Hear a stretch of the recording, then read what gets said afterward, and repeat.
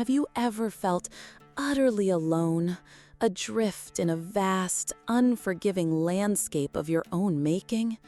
A place where silence amplifies the echoes of past sorrows, and every sunrise feels like a reminder of what's been lost. Imagine the Arizona desert, stretching endlessly under a merciless sun, a world of stark beauty and brutal indifference. Picture a man named Ethan, a solitary rancher, etched by the harshness of his surroundings and the invisible wounds of a life lived in the shadow of grief. He's a man who, for reasons buried deep within, has chosen the solitude of the desert, a retreat from a world that once held promise but delivered only pain. Ethan's days are a monotonous cycle, a carefully constructed routine designed to keep the ghosts at bay. The rhythm of his life is broken only by the relentless wind and the occasional sighting of a hawk circling overhead. He's a man haunted by a past he can't outrun, a past that has hardened him, leaving him isolated and emotionally guarded. He lives a life devoid of deep connection, his heart shielded by years of self-imposed exile. He exists, but he doesn't truly live. Then, into this desolate existence, a spark of unexpected life appears. Ethan stumbles upon a young Apache boy, Dato, lost and near death in the unforgiving wilderness. The boy is a fragile vessel, carrying the weight of his own trauma, his eyes reflecting a fear that mirrors Ethan's own hidden anxieties. Dato is a reminder of innocence lost, of the vulnerability that Ethan has long suppressed. In the face of this desperate situation, Ethan is forced to confront his own buried humanity. He finds himself compelled to act, to offer shelter, to provide care. But this act of compassion sets in motion a series of events that will challenge everything Ethan believes about himself and the world. He is drawn into a complex and emotionally charged situation, a moral dilemma that forces him to confront his own capacity for love, sacrifice, and the profound meaning of connection. The story of Ethan and Dato isn't just about survival in a harsh environment. It's about the transformative power of unexpected bonds, the complexities of cultural identity, and the enduring human need for belonging. Their journey will unravel the threads of loneliness and loss, revealing the hidden depths of the human heart and the unexpected places where hope can bloom, even in the most desolate of landscapes. As their paths intertwine, they will each be challenged to redefine what family means and what they are willing to sacrifice for the sake of love. Let's now delve into the intricate tapestry of inner patterns that often dictate our responses to situations like Ethan's, and indeed like Dato's. Think of it as an emotional blueprint, a constellation of beliefs, fears, and habits forged in the crucible of past experiences. These internal maps, often operating beneath the surface of conscious awareness, can powerfully shape our reactions to vulnerability, connection, and loss. Building on this, consider the influence of attachment styles. People develop distinct ways of relating to others, stemming from their earliest relationships. Some, perhaps like Ethan, might exhibit an avoidant attachment style, built on the foundation of self-reliance and a fear of emotional intimacy. They might instinctively withdraw from closeness, protecting themselves from perceived vulnerability. Consequently, the very act of caring for Dato, of opening himself up to another human being, would represent an enormous emotional risk, a direct challenge to their ingrained survival mechanisms.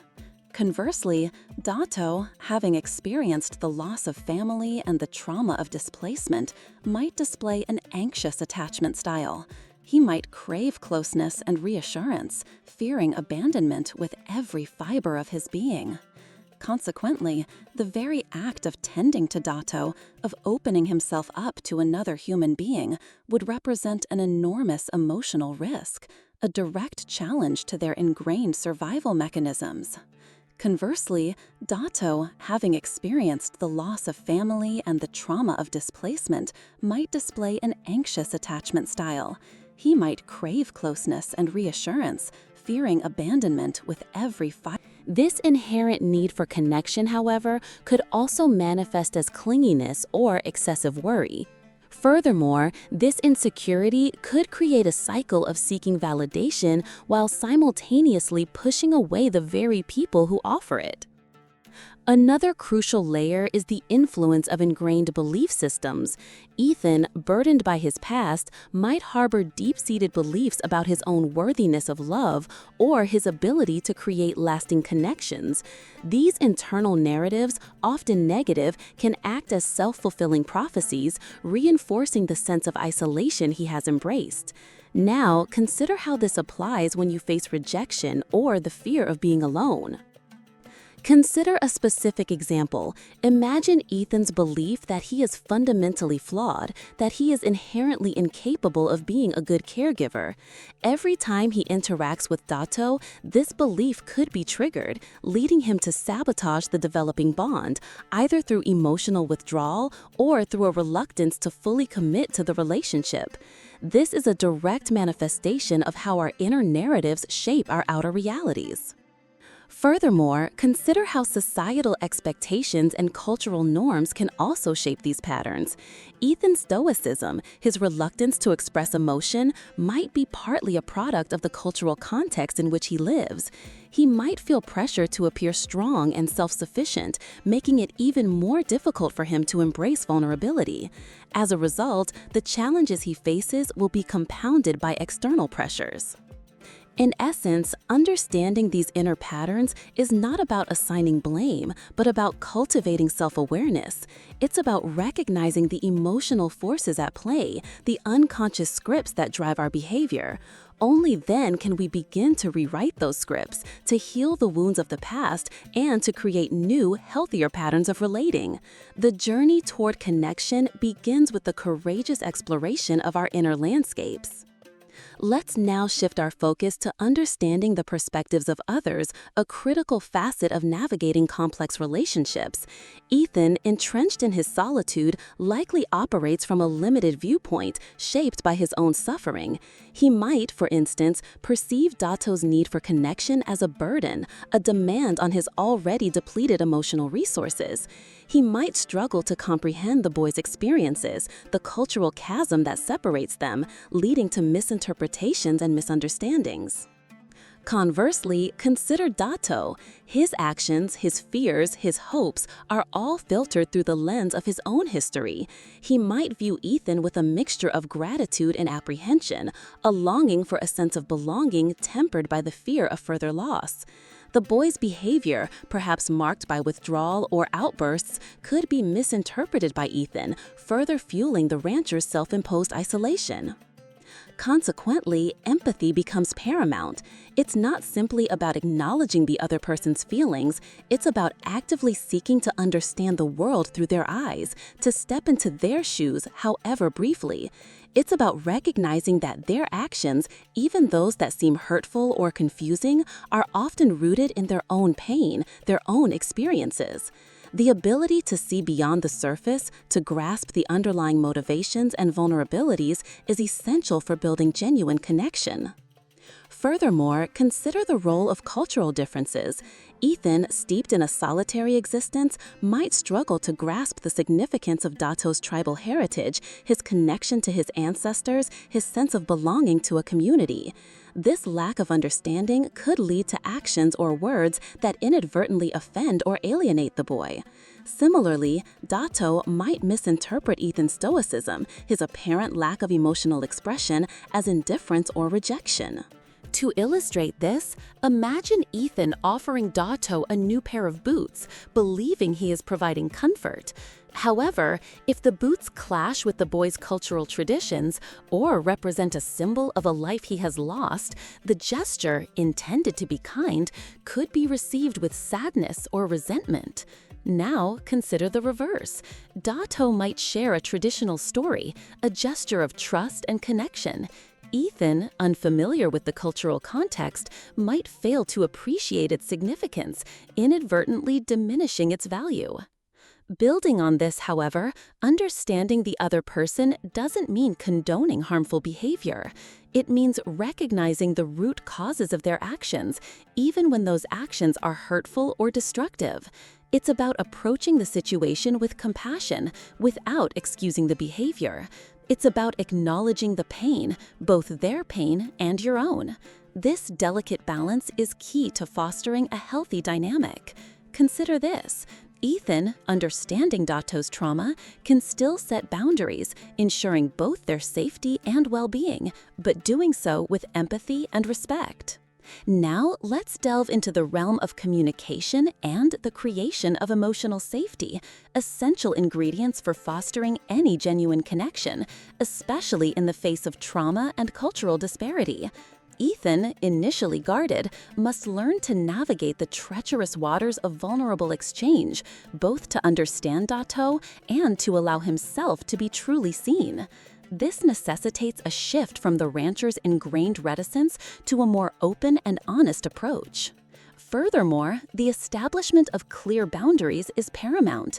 Ethan, accustomed to his solitary existence, may struggle with this at first. Yet, setting healthy limits is not a sign of rejection. Rather, it's an act of self-respect and a necessary component of any sustainable relationship. Consider this. Ethan must recognize his own emotional limits, acknowledging what he can and cannot handle, and communicating these needs with Dato in a compassionate yet firm manner. Building on this, the art of active listening becomes crucial. It's not enough to simply hear the words. Ethan must strive to truly understand Dato's experiences, his fears, and his hopes. This requires undivided attention, empathy, and a willingness to put aside his own judgments and preconceived notions. A poignant example, when Dato recounts a traumatic event, Ethan shouldn't interrupt with advice or platitudes. Instead, he should create a space for the boy to express his emotions without fear of criticism. Consequently, fostering a safe emotional space involves more than just listening. It encompasses creating an atmosphere where both individuals feel comfortable expressing their true selves, flaws and all. This means validating each other's feelings, even when those feelings are difficult or challenging. Now, consider how this applies when you're engaged in conflict. Can you validate the other person's perspective, even if you don't agree with it? This simple act can de-escalate tension and pave the way for more productive dialogue. Conversely, the use of I statements becomes vital. Rather than accusing or blaming, Ethan must learn to articulate his own feelings and needs. For example, instead of saying, "You're always causing trouble," he might say, "I feel overwhelmed when things get chaotic." This fosters responsibility and prevents defensiveness, creating a more open channel for communication. Another crucial layer is the understanding of nonverbal cues. Body language, facial expressions, and tone of voice often speak louder than words. Ethan, who might be more comfortable with actions, needs to learn to read these cues to understand what Dato is truly feeling, even if he doesn't explicitly say it. This requires a heightened level of attentiveness and sensitivity. Imagine Dato withdrawing after a difficult conversation. Ethan, rather than ignoring it, could gently inquire, "I noticed you seemed a little withdrawn. Is everything all right?" This demonstrates both care and attentiveness. Now, consider the insidious nature of assumptions and how they can fracture the fragile bridge of communication. Ethan, steeped in his own experiences, might inadvertently project his own interpretations onto Dato's actions, creating a chasm of misunderstanding. Perhaps he observes the boy's quiet demeanor and assumes it signifies defiance, failing to recognize the underlying anxiety or cultural sensitivity. This is a silent killer of connection, a subtle distortion that can poison the well of understanding. Furthermore, the language barrier itself poses a significant challenge. If Dato speaks only Apache and Ethan only English, the potential for miscommunication becomes even greater. Even with a shared language, nuances of meaning can be lost, leading to frustration and a sense of disconnection. The simple act of translating a word or phrase becomes a complex negotiation, a delicate dance between two vastly different worlds. Building on this, recognize the importance of non-judgmental curiosity. Instead of jumping to conclusions, Ethan should strive to ask open-ended questions, to genuinely seek to understand Dato's perspective. This is not about interrogating, but about creating a space for the boy to share his story on his own terms. Think of it as a detective piecing together clues, not a judge delivering a verdict. Consequently, practicing empathy requires a willingness to embrace discomfort. Ethan might be confronted with Dato's anger, grief, or fear, emotions that trigger his own unresolved pain. Instead of retreating, he must learn to stay present, to hold space for these difficult feelings without judgment. It's like witnessing a storm. You can't control it, but you can offer shelter. Conversely, consider the role of forgiveness, both self-forgiveness and forgiveness of others. Ethan, burdened by his past, might carry deep-seated guilt and shame. Forgiving himself is a crucial step toward healing and opening his heart to connection. This inner work will, in turn, make it easier for him to extend compassion to Dato, to understand the boy's own struggles without holding them against him. Another crucial layer is the acknowledgement of power dynamics. Ethan, as the adult and the caretaker, holds a position of authority. He must be mindful of this power, ensuring that Dato feels safe and empowered to express his needs and opinions. It's not about dictating, it's about creating a partnership, a relationship built on mutual respect and understanding. Now, consider how this applies when you are helping someone who has experienced trauma. Let's now turn our attention to the very essence of conscious love, a force that transcends mere affection and blossoms into a transformative experience. In the context of Ethan and Dato's journey, this means recognizing that genuine love is not about ownership or control, but about fostering each other's growth and embracing their inherent freedom. Furthermore, it is about honoring the individual journeys of both, acknowledging their strengths and weaknesses, and creating a space where vulnerability is not a weakness, but a pathway to deeper connection. Building on this, healthy love necessitates a commitment to truth, even when the truth is difficult to confront. It demands open and honest communication, a willingness to share one's authentic self, flaws and all. Now, consider how this applies when you are building a relationship with someone you cherish. Are you courageous enough to reveal your vulnerabilities, to share your deepest fears, or do you still hide behind a facade? Consequently, conscious love extends beyond the boundaries of romantic or familial relationships. It is a universal principle that can be applied to any meaningful connection, including the unlikely bond between Ethan and Dato. For instance, Ethan's conscious love may involve supporting Dato's desire to reconnect with his tribe, even if it means their separation. This underscores that conscious love is not about clinging. It's about empowering the other person to pursue their own path, even if that path leads away from you. Conversely, authentic love recognizes the inherent value of self-love. It is impossible to genuinely love another person if you don't first love yourself. Ethan, consumed by his past, may struggle with this fundamental truth.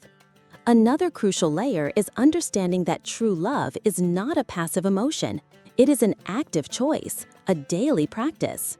It requires effort, intention, and a willingness to adapt and evolve alongside the other person. Another crucial layer is the concept of mutuality.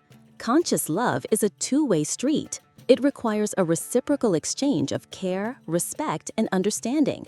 It cannot flourish when one person is consistently giving and the other is perpetually taking.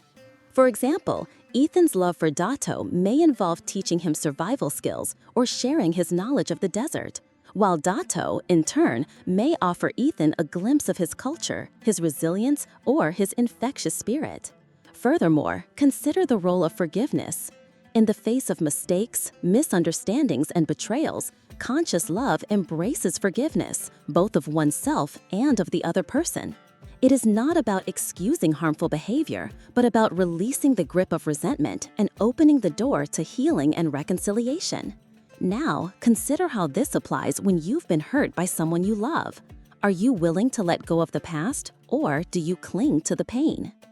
Reflecting on this journey so far, we find ourselves at a precipice, a vantage point from which the terrain of Ethan and Dato's intertwined lives unfolds with increasing clarity. It's as if we've been meticulously charting a course through a labyrinth, each turn revealing another facet of the human condition, another layer of complexity in the intricate dance of connection.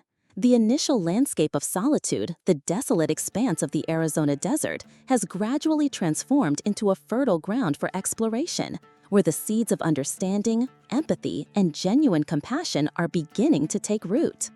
Drawing these strands together, we see that the narrative of Ethan and Dato transcends a simple tale of survival or cultural clash. It's a testament to the power of the human spirit to heal, to grow, and to find redemption even in the most unforgiving of environments. The very act of reaching out, of extending a hand in a moment of profound vulnerability, becomes a catalyst for transformation, not only for the receiver, but also for the giver.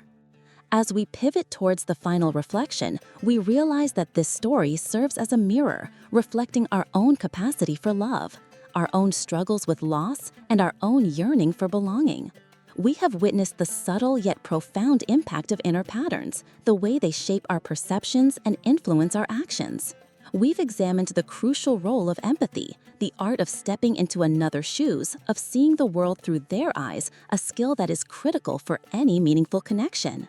Moreover, the importance of honest communication and the creation of emotional safety has become increasingly evident. It is through vulnerability, through the willingness to share our authentic selves, that we forge bonds that can withstand the storms of life. We have come to understand that healthy relationships are not built on control, but on freedom, on supporting each other's growth, and on embracing the truth, even when it is difficult. It's akin to assembling a mosaic, each piece representing a different aspect of the human experience, each element contributing to the larger picture. Now, as we approach the final placement of the last few pieces, the overall design takes shape, revealing the profound beauty and resilience that lies within us. The story of Ethan and Dato, set against the backdrop of the Arizona desert, is not simply a tale of survival or cultural conflict. It is a profound meditation on the very essence of what it means to be human. It is a story of redemption found in the most unexpected of places, a testament to the enduring power of love to heal even the most broken of hearts. Through their journey, we witness the transformative power of vulnerability, the courage it takes to confront our inner demons, and the immeasurable value of authentic connection. We've seen how Ethan, a man imprisoned by his past, learns to shed his self-imposed isolation and embrace the possibility of genuine intimacy. He discovers that the act of caring for another, of opening himself to the pain and joy of shared experience, is not a weakness, but a source of strength. He realizes that the walls he built to protect himself from further hurt were also walls that kept him from experiencing the fullness of life. Dato, in turn, finds a sense of belonging, a safe harbor in the face of loss and displacement. He learns to trust, to forgive, and to believe in his own worthiness of love. Their relationship is not a smooth, effortless journey. It is marked by challenges, misunderstandings, and moments of intense emotional turmoil. But it is precisely through these struggles that they grow, that they learn to truly see each other, and that they discover the depth of their capacity for compassion. They navigate the complexities of cultural differences, the weight of past traumas, and the ever-present threat of external forces. Yet, through it all, their bond deepens, a testament to the resilient power of the human spirit. The true measure of their journey and the lasting impact of this narrative lies not merely in the resolution of their immediate circumstances, but in the profound shift within each of them. Ethan, once defined by his solitude, learns to embrace the messiness and vulnerability of connection. Dato, scarred by loss, discovers the healing power of trust and the enduring strength of the human heart. They both learn that love in its purest form is not about possession or control, but about supporting each other's growth, honoring each other's freedom, and embracing the beauty of authentic self-expression. The desert, once a symbol of isolation, becomes a landscape of transformation. A space with the capacity to love and protect can redeem even the most broken souls. The most potent lesson here is that the deepest, most meaningful connections often arise from the most unexpected circumstances. It is in the act of reaching out, of offering help, of choosing love in the face of fear that we discover our own capacity for empathy and resilience. The true practice begins now, within your own life, with the people you encounter. Embrace the opportunity to connect, to understand, to offer compassion, and to cultivate genuine, heart-centered relationships. And in doing so, you will find that the desert of your own loneliness can bloom into a vibrant landscape of love and belonging.